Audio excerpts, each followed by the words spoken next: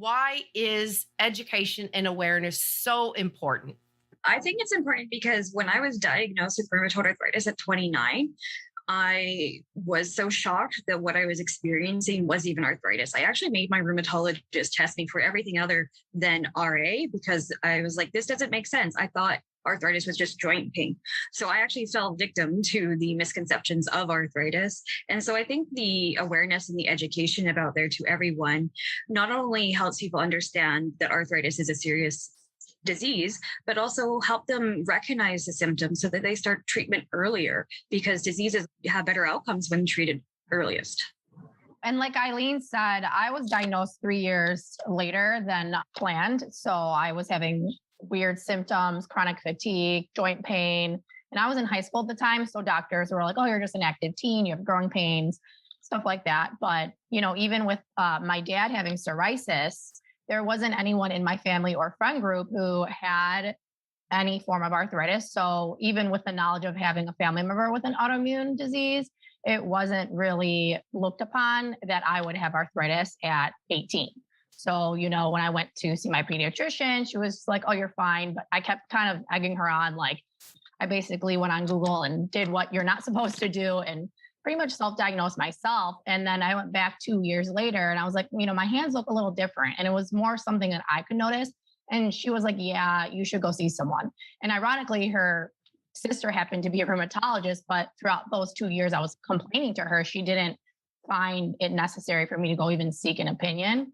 So we just kind of, left the doctor's office like everything's fine, but it really wasn't. And that's kind of why I feel that it's important to discuss these things because there's a lot of people out there, even with social media and a bunch of like awareness, there are people out there who do not have the answers still, even with modern technology and everything that we have going on. So that's why it's important to sort of talk about these things. And I would just jump off of that with, after all of this time and all of this, still not having the answers. I mean, that really is just the biggest and most important part of all of this, because the answers to figuring out what it is that's going on with us when we are feeling pain, not only in our joints, but in all these other places that really don't make a whole lot of sense, but also so many other symptoms that affect so many other parts of our bodies.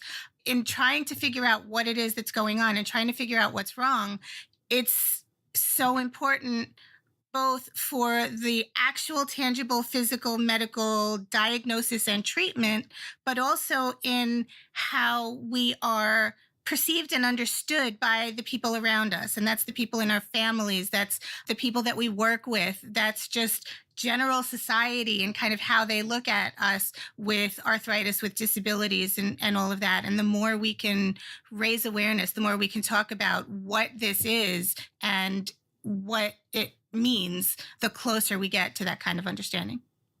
I was going to add to that kind of more like the general public awareness part of it, the way we talk about it too, because a lot of the times we kind of even ourselves just describe it as arthritis. But when you say rheumatoid arthritis or psoriatic arthritis, or you give it a different name or more of a name, then people are like, oh, that's not just arthritis. That is something else.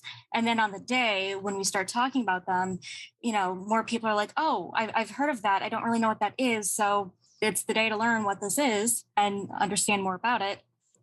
And then hopefully people having those weird symptoms, having those unexplained, no diagnosis, know what to ask for, know what to look into, know, what these things actually are. And then hopefully the entire disease group gets more respect and more acknowledgement for what they actually mean to live with them.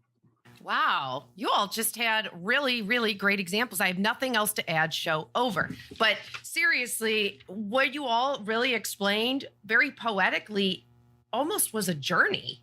You went from detection and diagnosis issues to what's going on with me to misunderstandings, which we're going to circle back on as well, to public education. We sort of touched on doctor education because that all rolls into it. And we will then lead into also talking today on this overlap, which we said in our introductions, is then you have this issue of, well, is the arthritis being ignored?